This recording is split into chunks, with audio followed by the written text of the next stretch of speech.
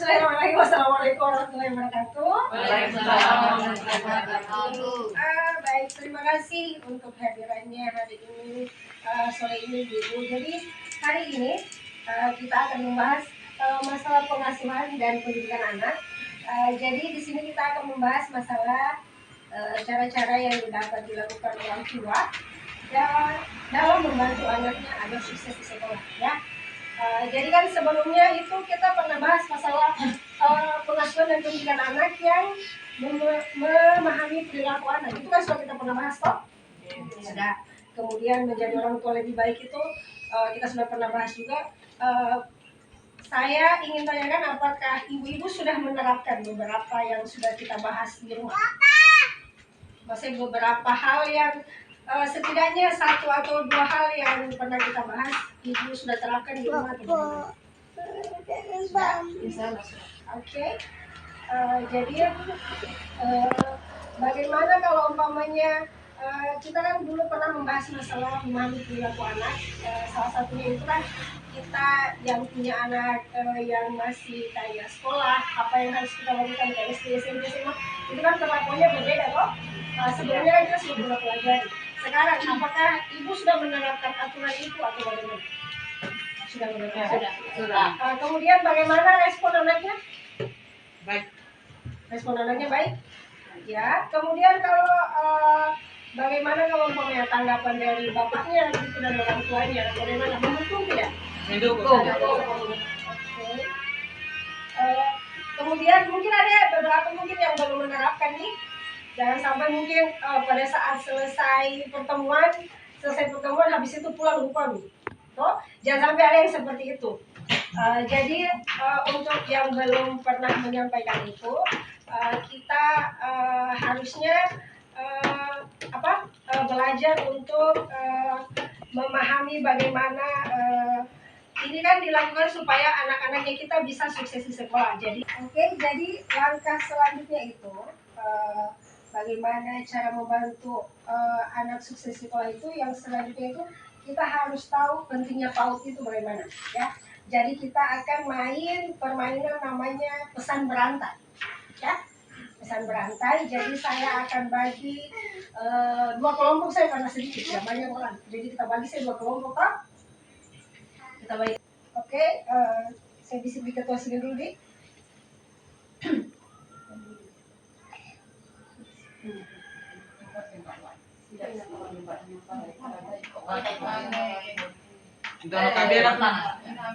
Ini pada masalah. Aman sana enggak? Apa sabar pun dia. Video call itu kan video.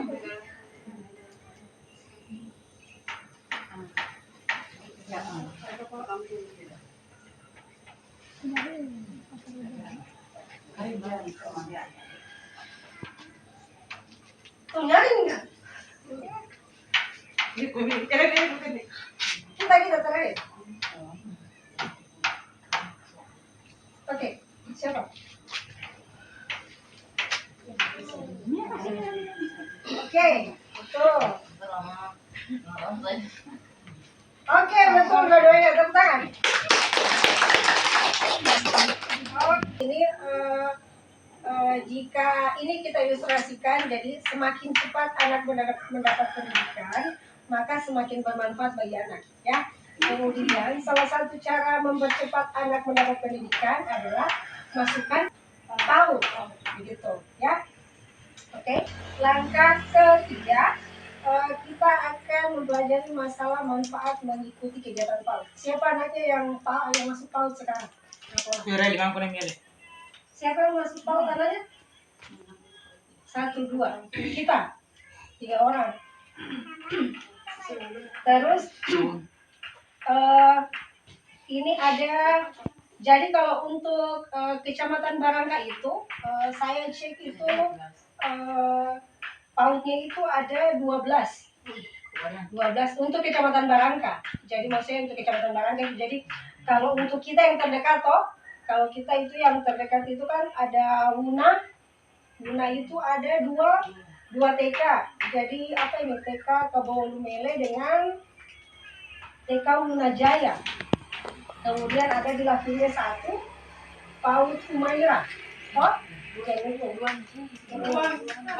dua nih sekarang, tapi mungkin belum terdaftar. Belum terdaftar. Saya sudah cek itu, jadi di sini ada 12 PAUD sekecamatan itu. Kayak maksudnya kalau yang terdekat kan 3 PAUD itu tambah satu lagi yang di Lavina ini. Jadi di Lavina kan berarti ada 2 PAUD toh. Jadi untuk ibu-ibu yang anaknya sekarang masuk di PAUD, maksudnya ini saya punya kegiatan anak yang masuk di PAUD ya. Jadi ibu bisa lihat gambarnya anak-anak yang lagi bermain toh. Ini anak-anak lagi main. Nah, mereka main ini di luar kelas toh. Mereka main di luar kelas, kemudian ini ada yang di dalam kelas, tapi tetap ada kayak pengawasannya dari guru ya.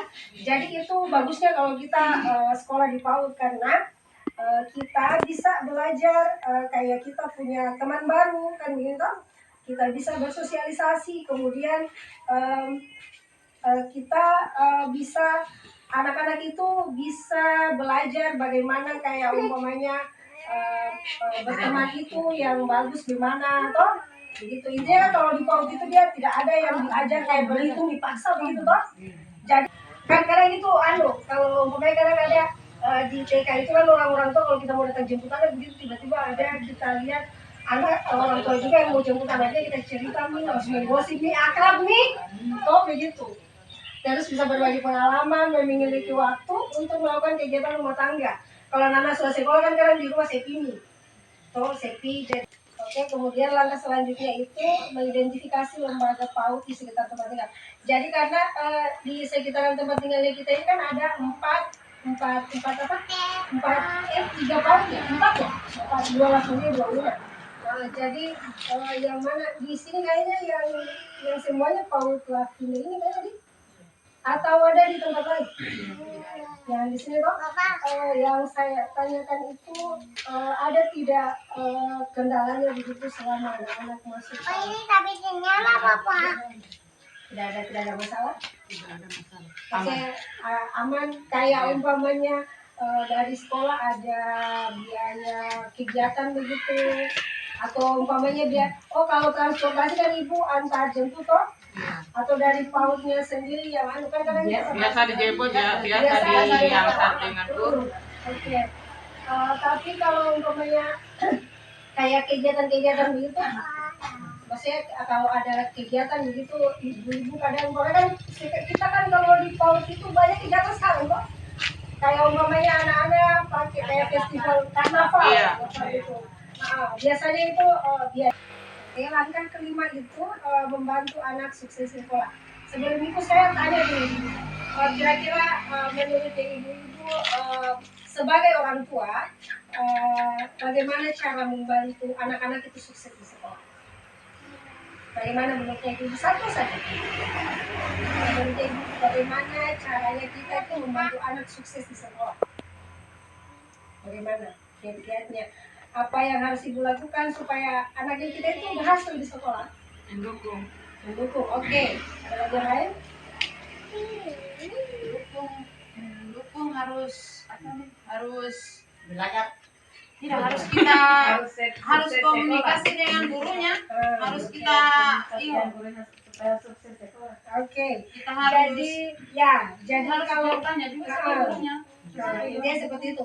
Kalau kita anak-anak yang kita mau sukses di sekolah itu ini ada sukses di sekolah. Jadi ini yang pertama, bertanya tentang perasaan dan pengalaman anak di sekolah. Itu yang penting. Kadang seperti kadang saya cerita sama kita, pernah tidak ibu tanya anak-anaknya bagaimana sekolahnya. Kadang kan kita tidak punya waktu untuk tanya itu. Kemudian memberi semangat dan pujian kepada anak. Kemudian bantu anak menyelesaikan tugas dari sekolah. Nah, ini yang berat pasti sama ibu-ibu. Membantu pekerjaan, tugas anak di sekolah. Karena pasti ibu bilang, saya tidak mengerti apa maksudnya. Jadi begitu. Tapi yang setidaknya ditemani saja toh, ditemani anaknya kerja. Kemudian menjalin hubungan yang baik dengan guru di sekolah, betul. Itu yang lebih penting. Kita bangun komunikasi yang baik dengan guru di sekolah supaya kita tahu bagaimana perkembangan anak kita di sekolah.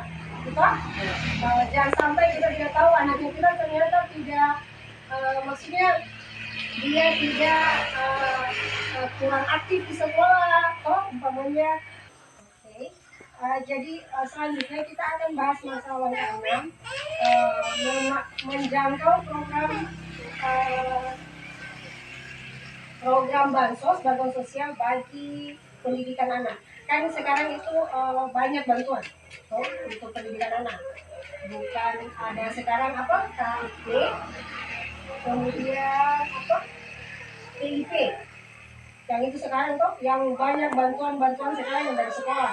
Yang bantuan yang bisa ada bantuan beasiswa bidik misi, begitu. Sekarang kan banyak bantuan-bantuan itu, jadi orang yang maksudnya tidak mampu sekarang bisa sekolah karena kan banyak bantuan seperti kalau kayak KIP, PIP itu kan itu dia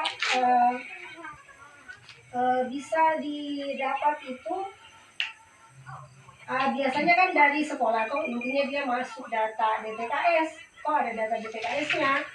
Kemudian itu bisa diproses di sekolah. Kemudian kalau beasiswa bidik misi itu dia itu bisa kayak kurangi biaya SPP. SPP-nya kayak umpamanya dia potong setengah gitu, jadi dibayar setengah saja gitu. Kemudian ada juga ini kalau umpamanya yang mau lanjut dari S1 ke S2 itu ada lagi apa lagi namanya, ada beasiswanya lagi gitu. Jadi orang sekarang itu walaupun tidak mampu, selama dia masih tergolong masyarakat tidak mampu, itu banyak bantuan dari pemerintah gitu. Jadi tidak perlu khawatir, maksudnya tidak ada uang tuh kasihan anakku sampai di mana ini sekolahnya tuh begitu. Sekarang itu banyak bantuan disediakan oleh pemerintah. Oke, jadi langkah selanjutnya adalah mengetahui anak yang tidak mau sekolah. Ada di sini anak-anaknya yang mau sekolah. Maksudnya kayak dia, saya sudah tidak mau sekolah, berhenti. Ada? Tidak ada. Jadi semuanya aktif di sekolah. Jadi ini ada contoh cerita. Ini Ibu Lili lagi dengan Agus. Oke. Jadi untuk langkah ke-7 kita akan membahas mengenai mengetahui anak yang tidak mau sekolah. Berhubung di sini kan semuanya anak-anaknya tidak ada yang putus sekolah toh, semuanya aktif semua di sekolah. Alhamdulillah seperti itu. Jadi ini kita punya cerita, ya, cerita masalah Agus yang tidak mau sekolah karena pasti dia rusak. Jadi dia tidak mau sekolah kecuali ada tas baru dan gitu. Tapi karena memang mereka dari masyarakat tidak mampu, jadi orang tuanya jelaskan bahwa dia harus ke sekolah walaupun tasnya bukan tas baru, begitu. Kemudian mamanya Ibu Lili dia sarankan supaya dia bawa bekal setiap hari supaya uang jajannya dia bisa tabung untuk beli tas baru seperti itu. Kemudian Ibu Lili ke sekolah. Ibu Lili ke sekolah ketemu dengan wali kelasnya, gurunya. Dia tanya bagaimana anaknya di sekolah, apakah dia baik-baik saja, gitu. Kemudian gurunya menjawab, setahu saya Agus baik-baik saja, Bu. Kemudian nilainya selalu bagus di semua mata pelajaran.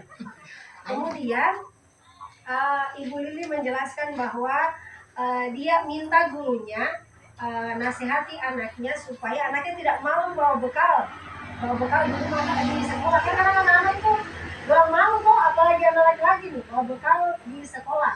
Jadi mamanya minta gurunya nasihati dia supaya dia tidak mau bawa bekal, supaya katanya uangnya itu dia bisa tabung untuk beli tas barunya, begitu. Nah, ibu gurunya bilang, wah, tentu saja saya tidak keberatan, Bu. Itu justru contoh yang sangat baik. Untuk teman-temannya, saya pasti akan bicara pada Agus nanti. Jadi setelah 7 langkah tadi, kita masuk ke langkah 8 ini. Ini langkah terakhir adalah selanjutnya langkah 8 penutup.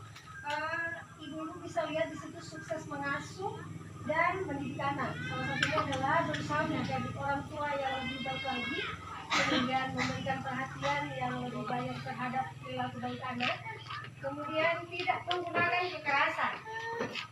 mengatasi perilaku buruk anak, kemudian meluangkan waktu untuk bermain, bercerita, berbicara dan mendengarkan anak, ya. Kemudian mendukung kegiatan belajar anak di rumah. Selanjutnya menjalin hubungan baik dengan pihak sekolah, ya. Oke, baik. Mungkin terima kasih untuk pertemuan hari ini.